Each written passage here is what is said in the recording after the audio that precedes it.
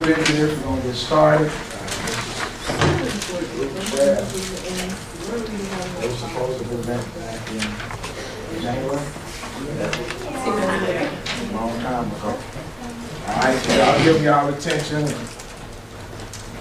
Worker 12 and our presentations on learning styles and academic success. Alright. So my name is Julina Den, and today I'm going to talk about oral learning. And most people know what auditory learning is, but not a lot of people know what oral learning is. So what is oral learning? Oral learning is basically a combination of auditory learning and musical memory to retain information. Some of the strengths that oral learners have are in communications that involves listening and speaking, and also they're musically talented. So they often recognize rhythm, beats, and pitch and sound. Some of the weaknesses they have are they're easily distracted. They talk a lot. It's hard for them to keep silent, and difficulty following written directions. They're really good at listening to a teacher speak, so they're really good at lectures and stuff like that. So here are some of the study strategies for oral learners. Always attend class, because teachers lecture in class, so you want to hear them. And it's better than getting a piece of paper and then just reading it, because that's not your strength. You always want to participate in class discussion, whether it's with your peers or your teachers. You want to explain and reteach ideas. It's better for you to always talk to understand the information, so when you reteach it to students and stuff, you can understand it better. And you listen to what you say. So when you study, you read the answers out loud. And you can also hum and sing and form a beat. Using sound recording to provide background and help you get into visualization. For example, if you want to learn about aircraft, record the aircraft engine running in the back to practice flight procedures. And if you want to learn about sailing maneuvers, then you can always listen to wind and water sailing, and it'll help you visualize it and also because you're hearing it. Verbal learning. Verbal learning is a type of style that involves the spoken word and the written word. So you like to read and write together.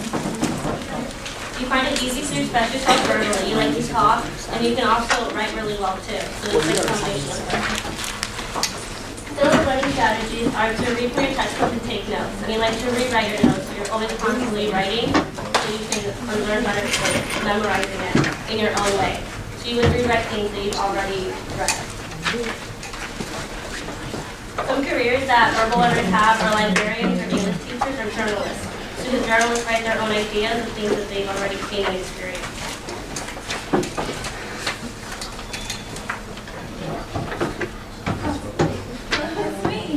I'm Ashley, and I will be discussing visual learners. So basically what visual learners do, they learn visually by organizing things spatially. Alright, some strategies that helps them learn are using visuals and taking notes, like concept maps and things like that. They code things by using colors to remove things like highlights, because that may help them remember it. And when their mind wanders, they sketch or draw, which isn't really good because you get distracted, but that's what they do. And new tasks before doing them. They visualize their tasks before they actually do them. Some study habits that they have are the pegboard system. I don't know if you guys know what that is, but they're good at understanding and illustrating maps, like concept maps, maybe even maps like when they're traveling to different places, and they create mind maps and pictures, which of course they're visual learners, so pictures helps them learn better. Some study tips that they have, like if you're short of memory, close your eyes and try to recall. Try it. Close your eyes, everyone. Now, if you forget and you're a visual learner, just close your eyes and try to remember. Just think.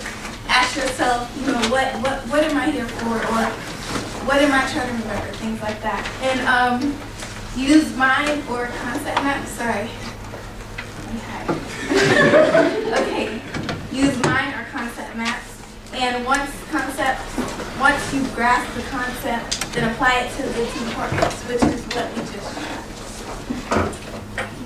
All right. Create graphic organizers such as diagrams and concept maps that use visual symbols to represent ideas and information. Use highlighter pens of contrasting colors. So basically, when you're taking your notes, make sure you use highlighting colors if you're a visual learner because it'll help you differentiate. Like if you're taking a test or something, you remember, oh, this was in the color pink. So yeah, basically you'll remember. Okay, more study habits of a visual learner. You can watch videos about your topics, so it stick with you. When reviewing information, rewrite and draw information for your memory. So when you draw it out when you're a visual learner, when you see it, it sticks with you. Some careers that a lot of visual learners go into would be design, engineering, physics, therapy, and psychology and business. Why it works for us, me and Ashley, because seeing the material helps us to remember what we were learning. Writing things down helps with memorization because the more you see something, the more you remember it. The ideal location for a visual learner to study would be in a place free from visual distractions, because that's what catches your attention when you're a visual learner. Make sure you have adequate lighting and if you need Wi-Fi. Logical learners use their brain for logical and mathematical reasons.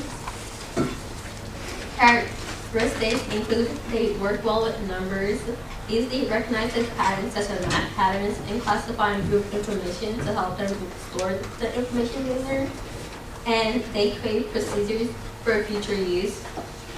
Other things they do is they work through problems and issues in a systematic way. Like everything has to be in order for them, and they support points with logical and or statistics. They tend to point out flaws in people, such as words, writing, and actions, which is like annoying in their characteristics. Like if you ever watch the show The Big Bang Theory, you know Sheldon, he's like that.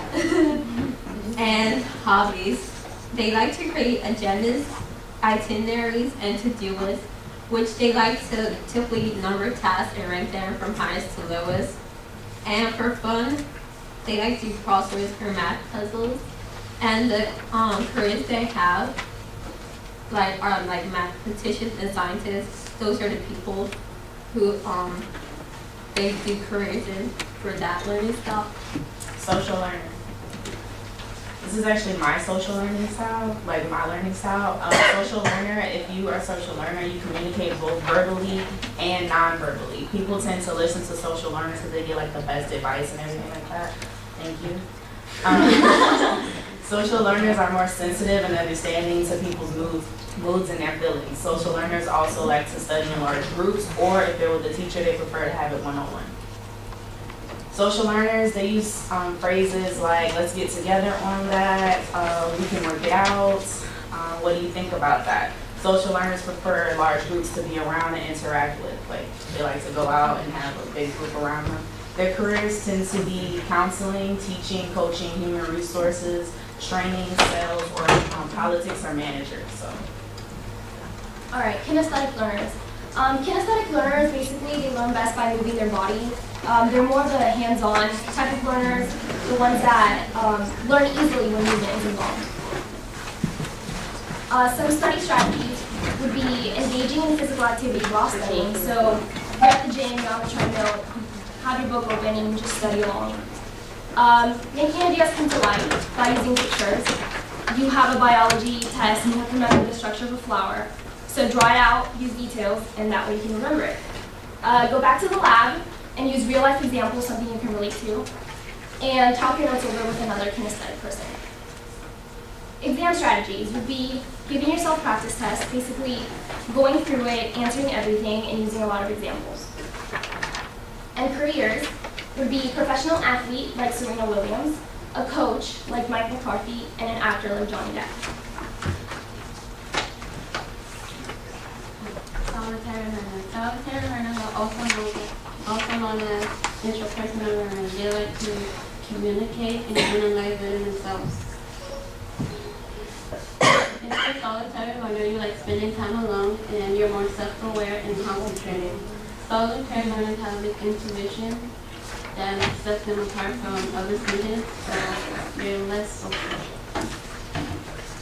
I don't think that the solitary learners are like at home or secluded areas because they like being by themselves or having one-on-one time with the professor.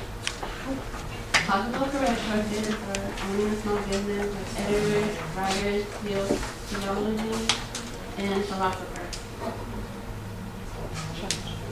Academic success. An effective way to achieve academic success is be able to analyze information and evaluate it and be able to apply it very well to situations that you may face. Be able to effectively communicate with others so that you can convey what you're trying to do and what you want in the situation. Working with as many people as you can because you're going to be stuck working with a lot of people and you won't be able to change that. So you have to be and just becoming more committed to things that are important in your life, such as family, academics, and setting priorities. And it's important because research has shown that people who are academically successful are more stable in their working environment, they're less dependent on others and more self-sufficient so that they can do more things on their own. And less likely to engage in criminal activities and such as that. We have a skit for you guys.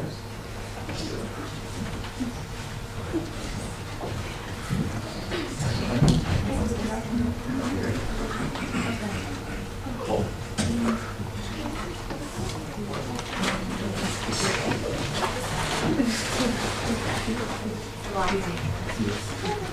Hey, what's up?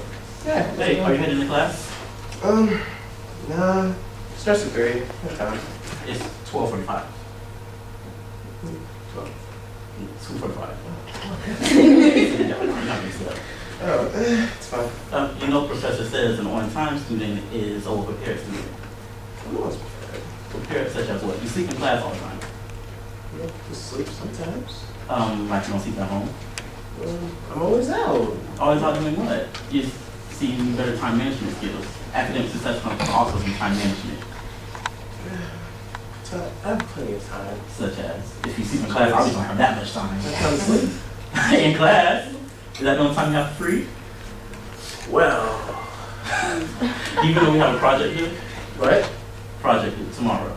See if you're on time in the class, the teacher will have told you before class started. No. That, you see, that project was due on, Oh. Let's go to class. Let's get to class. Come on. Come on.